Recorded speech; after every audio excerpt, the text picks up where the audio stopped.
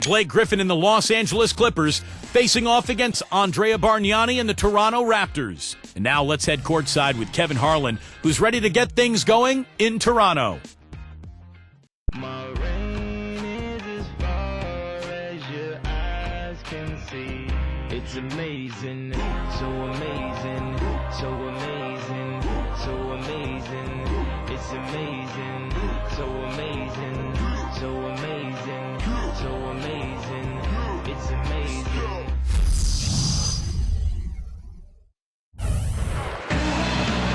Just earlier, the fans on their feet as the national anthem rang out throughout the arena. The crowd is assembled at the Air Canada Centre, looking for a Raptors victory here in Toronto. And we've got it live right here on 2K Sports. And the Clippers head back to Los Angeles after today's contest. What a story right now for these guys. Win after win, it's been a phenomenal stretch. Well, the system they have in place, Kevin, is perfect. I mean, they've been rolling lately. Playing so well at both ends of the floor and very difficult to contain offensively especially. Just unstoppable right now, Steve. A matter of fact, it's anybody's guess how long this streak is going to last. But I tell you what, I'm predicting the train keeps rolling and rolling for a while. Here are the five for the Clippers. Ron Butler, Blake Griffin, and DeAndre Jordan, their front line. It's Chris Paul and Chauncey Billups at the 1 and the 2. And for Toronto, their backcourt is Lowry and DeRozan. Bargnani and Valanciunas, the combo out front. And it's Pietrus in at the small forward position. Here's Lowry. Gets it to go. Lowry's got the game going with his first points of the game for the Raptors. That's turning good defense into quick offense, Clark. And that's the way to operate. Get up the court quickly. Don't waste any time. Whenever you have a chance to go fast. Now here's Griffin. What a tremendous game he played against Utah. It's stolen by DeRozan, pushing it up. Here's Pietrus. The shot is off. The Clippers go the other way with it. This is their second game playing the Raptors this season. Well, whether by design or by accident, they drew so many fouls in that game that really became an issue for their opponent as the game wore on. The shot's good on the assist by Lowry. Well, he wasn't going to miss that. I mean, they were way too late to get to him out there. And now Doris Burke has an update from the sidelines. Kevin, I briefly spoke with Dwayne Casey. He said that one of the challenges they're very conscious of in this matchup is scoring despite the shot blocking. He said, you know jumpers like to jump, so we've got to show them some pump fakes, get them up in the air, and that should allow us to get to the line or create easier looks inside. Kevin, we'll see how it works. Thanks a lot, Doris. And dealing with the sort of defense they're facing is not an easy challenge. No, but they've got a few weapons of their own that they can counter with, so it's not exactly a one-sided battle. Maybe so, Steve, but those weapons are still going to have to perform at a really high level for them to have a chance to be successful. Just to expand on what Steve was saying, they really did bring the rush into the game by initiating so much contact. Yeah, but I don't think that was a major. I think they would have won the game anyway, quite honestly, guys. But once they got a lot of opposing starters out of the game, clearly that helped their cause. You see that. Here is Pietrus, following the basket by Chauncey Billups. Back to Griffin. The jump hook. The basket good off the assist from Billups. Griffin's got his first points of the night. Well, you can't even imagine some of the dunks that Blake Griffin has put on the highlight reel the last couple of years. Just an amazing player to watch. Incredible leaping ability to go with his size and strength. DeRozan's shot is good. You know, Kevin, they were a step late on their defensive rotation, and that helped them get right to the rim. Paul with the ball. 29 points for him last game against Utah. Yeah, guys, it seemed like he spent about half the game shooting free throws. Credit him for his aggressive play. Shot clock at 6. Puts up the baby hook. Rebounded by Valanciunas. And we talk about Griffin as a finisher. The highlights are nice, but what really pays off for the Clippers is when Clark, he gets the ball near the rim, it's almost an automatic bucket. Yeah, I agree with you wholeheartedly. You're all over it. He's right at the top of the league as far as scoring at the rim goes, and he finishes at a high rate. Now the Clippers moving it up. Ball's running, trying to go for an alley-oop, but excellent defense and anticipation there to stop. Here's Pietrus. And the officials call goaltending, so they'll award the basket. He almost got to that shot in time, but not quite. You can't touch the ball once it's on the way down. And the Raptors going out now with a whole new group. You know, the Raptors were really terrible defensively in 2011, and even though they didn't quite make the overall strides they wanted to last year, they were able to get closer to where they need to be. Here is Calderon, following the score by Jamal Crawford, and the foul on Eric Bledsoe. That is his first foul of the game. Grant Hill, he's checked in for the Clippers.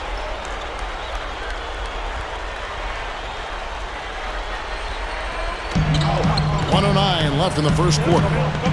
Johnson, the pass to Fields. Kicks to Ross. Lets it go with a three. No good. Nice D from Crawford. And to turn a team around like the Raptors defensively, Steve, it's going to take some time. Well, it always takes time when you take over a new team like Dwayne Casey did a year ago, and you don't have defensive-minded players. You can scheme all you want, but if you don't have the talent, it's not going to work. So I would look for Toronto to continue to try to improve their roster from a defensive standpoint. Now here's Calderon. Mar Odom unable to get his shot to go. Here's Johnson. Turioff with the block. Now the Clippers moving it up. There's a 4-second difference from the shot clock to the game clock. Fast break Toronto. Calderon kicks to Davis. Guys, he's going to have to be careful here. You don't want to pick up your third foul in the first quarter. It's his first trip to the line. Yeah, guys, I mean, he's been a very steady hand for them when it comes to his free throw shooting. And that one falls for Davis. So it's both teams making substitutions here. And so he hits both. Last game for the Raptors, they picked up the W against the Magic. And the story of the game, Kevin, was the outside shooting. They really lit it up from three-point range. Well, they were giving far too many open looks from out there, Steve. I mean, they were shooting warm-up jumpers. That's what happens when you play a team that's weak on the perimeter defensively. And so the first quarter is in the books. Raptors 13.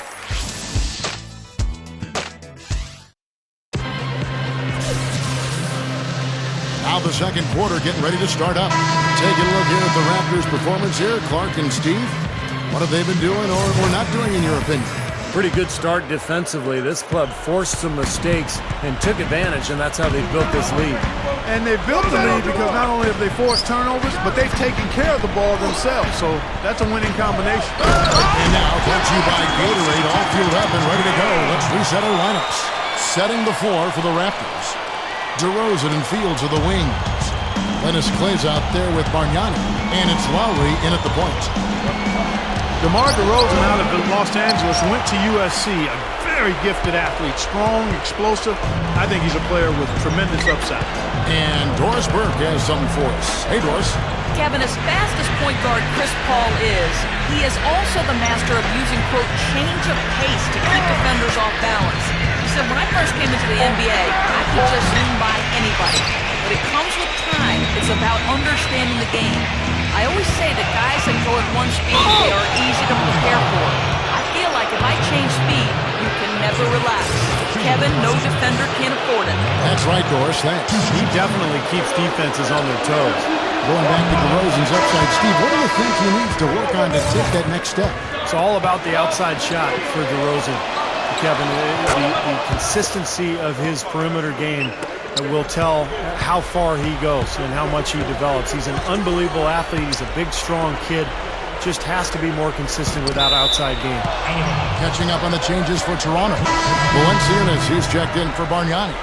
Johnson comes in for Linus Kleza. Ross is checked in for DeMar DeRozan. And it's Calderon in for Kyle Lowry. Ed Davis is checked in for Toronto. And the Clippers with the change here too. Hill's checked in. Paul dishes to Barnes over Davis. And that one's good, Barnes. Vinny Del Negro now in his 5th season as an NBA coach. He spent 2 years coaching in Chicago, now in his 3rd year with the LA Clippers. Johnson, the pass to Calderon. Ross. And again, no good by Toronto. We're closing in on 2 minutes play here in the second quarter. Calderon against Crawford. Blocked. And they get it back. Turioff kicks to Barnes. Paul outside. Takes the three. but they recover it. Crawford left side. Crawford left side. Over Calderon. Crawford missing again. Well, going back to Coach Vinny Del Negro, a 14-year playing career, 12 in the NBA, played a couple years in Italy. His best NBA year, Steve, with the San Antonio Spurs. Yeah, Vinny was an excellent shooter, particularly in the mid-range. Loved to come off low screens along the baseline, curl into the lane, and shoot over the top of the defense. Had a good feel for the game, could run the floor a little bit. So a nice, solid player in the NBA and has turned into a good coach as well. And the Raptors going out now with a whole new group. The Clippers also making some changes. DeAndre Jordan's checked in for Turian. Odom comes in for Matt Barnes. And Chauncey Billups has subbed in for Jamal Crawford. With this break in the action, here are the real stats, real scores from the real NBA. These are the top passing teams in the league. The Clippers in second. And, you know, contrary to what we see from other teams, this team really has no interest in playing selfishly. I mean, their assist numbers show what a cohesive unit they are. No matter how you look at it, you've got to consider last season for the Clippers a renaissance for the franchise. The one area they'll need to work on is doing a better job of getting wins on the road. Boy, he's really doing a nice job taking advantage of what the defense is giving. And here's Lowry, coming off a stellar performance against Orlando. He passes it to Kleza. Bargnani has screen on Odom. Here's Kleza. Here's Lowry. Foul call that time on the way up. That'll give him 2 chances at the free throw line here. Well, Lowry is one of the scrappiest players in the game, Kevin. He's gotten to the point of being one of the best players at his position.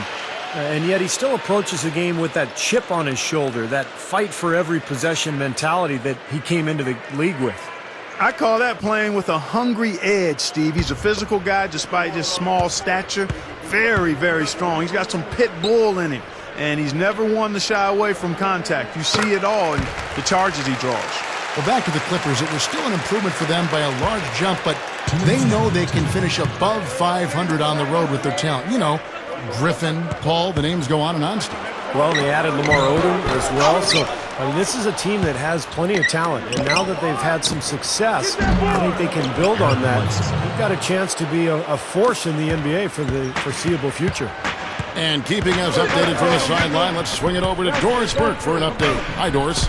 Guys, before Dwayne Casey took over as head coach of the Raptors, he worked as an assistant on that NBA champion Dallas Mavericks squad.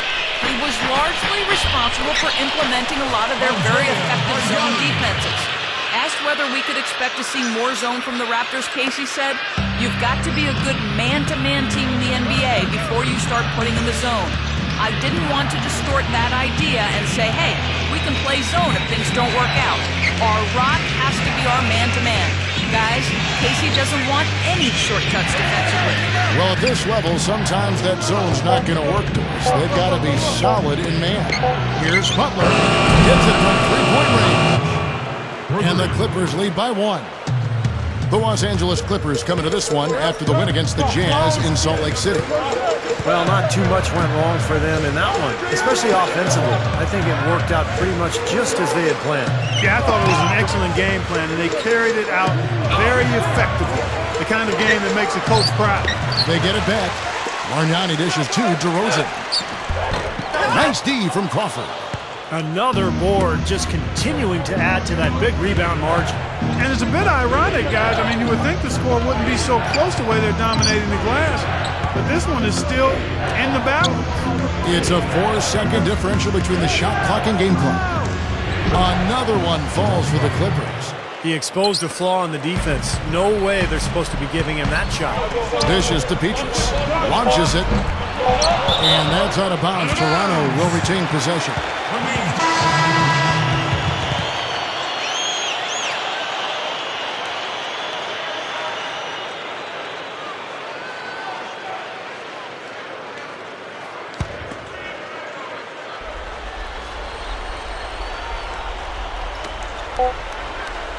Good if it goes.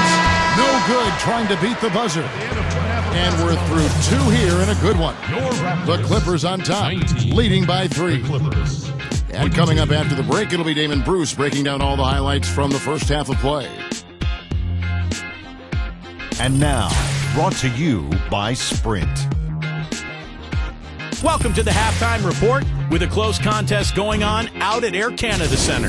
The Clippers in a hard-fought game against the Toronto Raptors. The top team in the conference standings, they're having a great season. DeAndre Jordan playing with confidence. And Chris Paul's also been getting it done.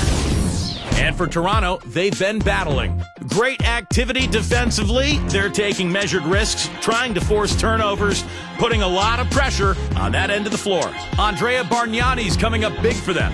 He's chipped in 4 points and has also chipped in with a few steals.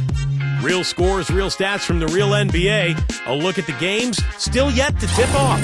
Over at American Airlines Center, the Mavericks will face off against the Spurs.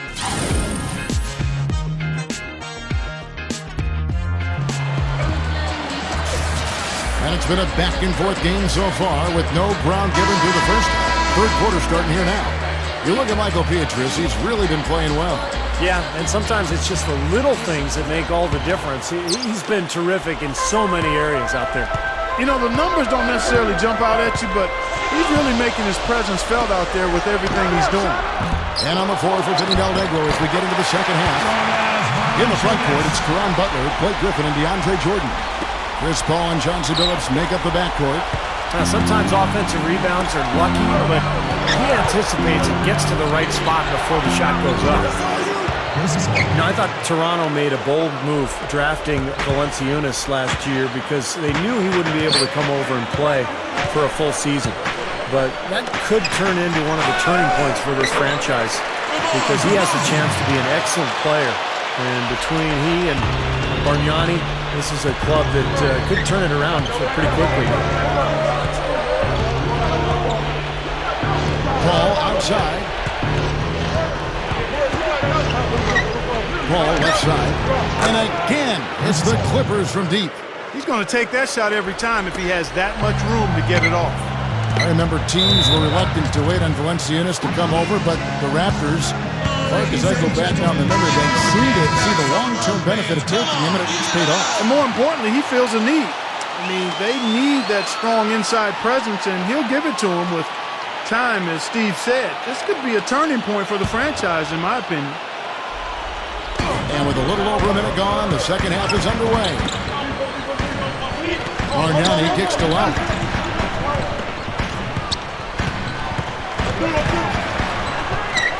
Goes up. Kicks it out to Bargnani. And the rebound goes to Griffin. Griffin's got 4 rebounds now tonight. Goes up the alley-oop. And it's Butler with the jam. I'm not sure if any play is going to top that one. Maybe the only play that could beat it is another alley-oop jam. Yep. Even then, it'd be hard to execute it any better than that one. And for Billups, you know, he's still very effective offensively. He doesn't shoot a high percentage, but he can score, he can make plays, and he'll hit big shots. We know that. But defensively, maybe a little more of a struggle these days to stay in front of quicker guards. And the Clippers decide to take their first time out here. And Steve, you mentioned Billups slowing down a bit. You know, he's strong enough to defend 2 guards. You're posting up, and you know he's got that body. Clark, now we just got to find out. You know, it is age, a lot of mileage on him, injuries coming back from. A lot to take in. Yeah, but I'm wishing him the best, and I think he'll give it a terrific effort to get back. He's always enjoyed being bigger and stronger than most players he was matched up against, but the new rules can make speed a disadvantage, so we'll see how he responds and comes back from that injury, but I'm expecting good things from him. Fields with the 3. It's hauled in by Jamal Crawford. Clippers leading by 3. And Griffin, here we go. And it's going to be 2 free throws. Drew contact on the shot. Well, when you think of Blake Griffin, you immediately think of the spectacular dunks, but I'm so impressed with his ability both as a ball handler and a passer. And when he attracts those double teams down on the block, he really knows how to find his teammates. A new group in now for the Raptors. Amir Johnson's checked in for Valanciunas. Davis comes in for Bargnani. Ross is checked in for Landry Fields. And it's Calderon in for Kyle Lowry. The Clippers also changing it up. Lamar Odom is checked in for DeAndre Jordan. And Matt Barnes is subbed in for Caron Butler. Back to Calderon. Over Paul. Calderon, no good. And Steve, you mentioned Blake Griffin's impressive ball skills, whether handling or passing the ball. I mean, the shooting touch remains that missing ingredient, that part of his game he has to continue to improve on, whether it's the mid-range shot or the free throw. I mean, once he gets that narrowed down and locked in, I mean, the rest of the league is in major trouble. Calderon with it, and Crawford picks him up defensively. The 15-footer.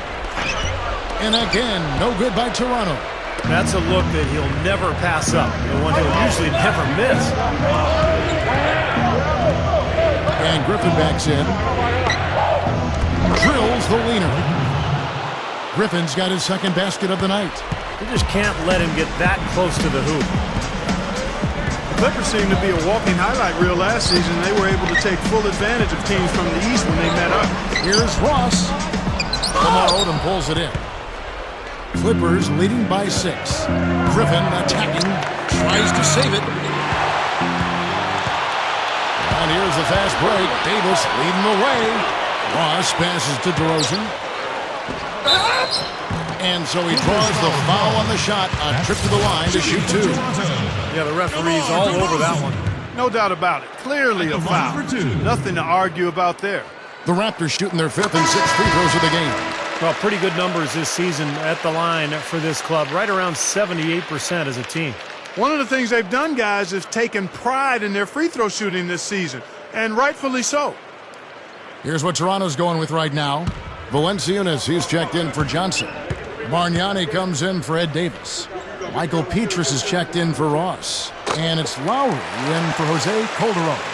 Yeah, the Clippers finished with an 11-7 record against the East. Wins they needed, Steve, to jockey for playoff position. You know, even before Chris Paul arrived, Kevin, the Clippers seemed to play against the East pretty well. So I think those numbers should only improve. Oh, are you kidding me? Power punch right there. Great. Well, this fella can rise up there with the best of them. Just a crazy finish, guys. He's one of the few players with the athleticism to pull that off. And the replay, of course, presented by Sprite. What a play.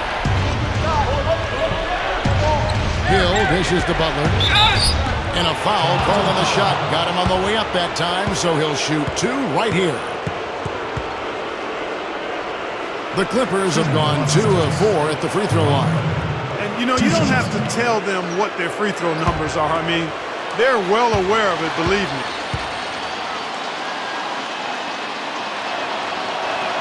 And the first one at the line is good. Landry Fields checking in for Toronto. And then for the Clippers, Ronny Turioff, he's checked in for Hill.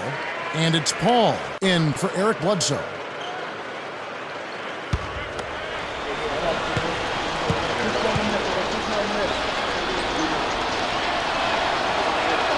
And so he makes both from the line. Raptors trail by 4. 2-second difference between shot clock and game clock. He kicks to Fields. The pass to Valanciunas, and the layup falls. Valanciunas has got 4 points in the quarter. And they keep going right back to the paint, and who can blame them? I mean, they're getting it done in there. Yeah, 3 of their last 5 buckets, guys, have come from inside the lane area, so I'd expect them to continue to go inside right at the defense.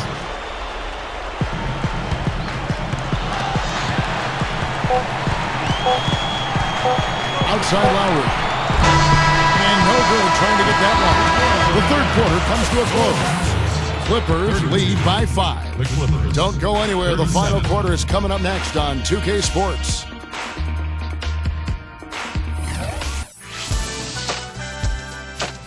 It's a special New Year's Eve NBA celebration. Darren Williams and the Brooklyn Nets go on the road to do battle with the San Antonio Spurs this Monday, 10 Eastern, 7 Pacific.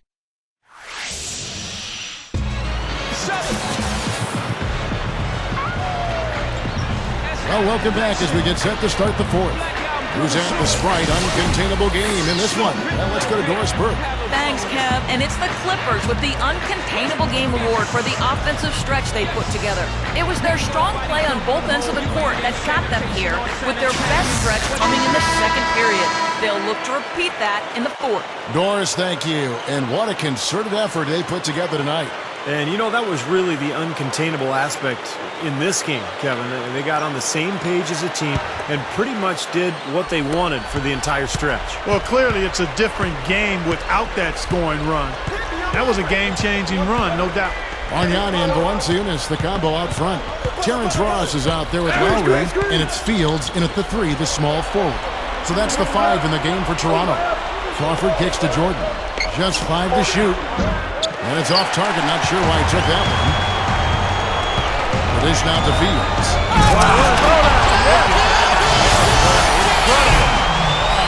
The monster one-hand slam. The defense caught dozing off that time. Those open dunks, pretty high percentage. Yeah, you're not going to miss many of those. I mean, this is really a poor defensive effort. Special thanks to Sprite for that sweet replay. Griffin, defended by Bargnani. And Griffin backs in. Inside shot. And that one's good. I like the way they got the ball inside there. Raptors trail by 5. Now here is Lowry. Over Paul. A shot by Lowry, no good. Well, there was no hand in his face right there. I thought for sure he was. What a huge play. He's definitely showing some real sweet dunking skills here. Are you kidding me? Oh my gosh, what a play. Yeah, that was spectacular. Toronto calls timeout. He needs to get them back into a flow offensively. Things have gotten stagnant for them, and they're starting to force some of these shots. And that can snowball on you. One guy takes a bad shot, then another guy does, and then you're missing back-to-back-to-back shots, and all of a sudden you have no rhythm and you're self-inflicting wounds. And let's get this update now from Doris Burke, who's across the way on the sideline. Yes, Kevin, Dwayne Casey was just going over the plan with his team. They've been getting torched with all these shots from long range, and he simply said, we can't lose track of their shooters, guys. We're overhelping inside, and it's leaving them wide open. Can they make the adjustment, guys? And thanks for that story, Doris. Now, the offensive efficiency has been really important. I think that's been the difference. Well, you know, I think it's pretty simplistic, but it does oftentimes come down to this, making shots, and that's what they've done. That's good. And defensively, you've got to try to keep the ball on the perimeter. Yeah, he's not going to miss those, not often anyway. The defense has to muscle up and deny him that position to have a chance. So the whistle blows on the shot and 2 free throws for the contact right there. And you know, guys, Caron Butler was a solid addition to the Clippers last year. He signed a 3-year deal, which was surprising given that he was coming off major knee surgery.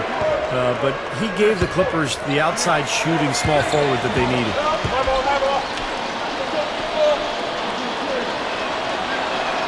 And he makes the first.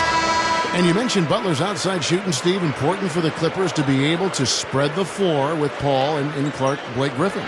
Yeah, Butler actually spaces the defense out and keeps them honest. Paul is their pick-and-roll operator, and obviously Griffin gets it done in the paint. The Raptors making a switch here. Bargnani's checked in. And so Butler nails both of them. Caron Butler, they call him Tough Juice, an important part of this Clippers team. It really hurt him when he broke his hand in that first game of the playoffs last season. Bargnani, defended by Griffin, tries it from 19. No good from Bargnani. Clippers leading by 9. Tries for the alley-oop. Oh, and they get in the way of the alley-oop. Not to be. Good play defensively. Lowry kicks to Bargnani. And it's the Clippers with the rebound.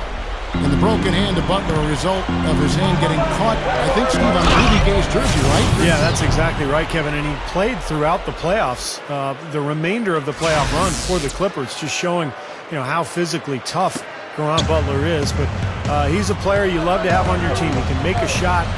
He's a good leader, great teammate, and I think a major part of this club. For 3, Pietrus.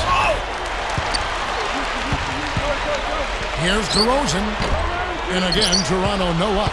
Now you can see why the defense is willing to let him take that shot. That's really not his range. Ball outside. Billups. Griffin sets the screen for Billups. Just 5 on the clock. It's off his leg. And it's being called a kickball.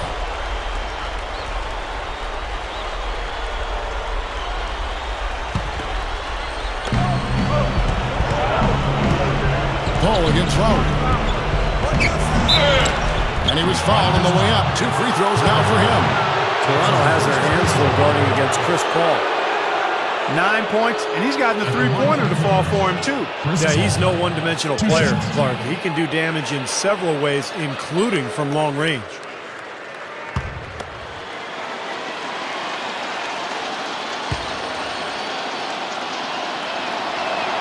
The first free throw was good.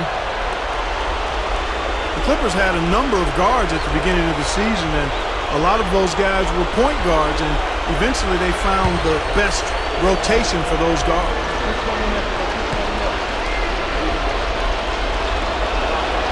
Good on both. After the Clippers, sometimes they had to go a little bit small, running 2 guards, in fact 2 point guards, but Steve worked out overall for them. And I think the reason it works, Kevin, is that those guards, despite their lack of height, are very smart and very strong. I mean, you look at Chris Paul, Eric Bledsoe as well. Those guys are able to guard players taller than them because of their immense strength. Into Jordan. Bargnani grabs the ball. Raptors trail by 11. Now running, here comes Lowry, pushing the ball up, and it's rejected. They have really been a group of glass eaters out there today, fellas. I mean, just devouring any and all rebounds. And I think that's the difference in the game right now. A double-digit lead in that category. Just cruising to the finish line. Yeah, and barring something catastrophic happening, it looks like they'll go home with a nice victory here. He dishes it to Peaches. 3-pointer. The Clippers grab the miss. Jordan's got 6 rebounds here tonight.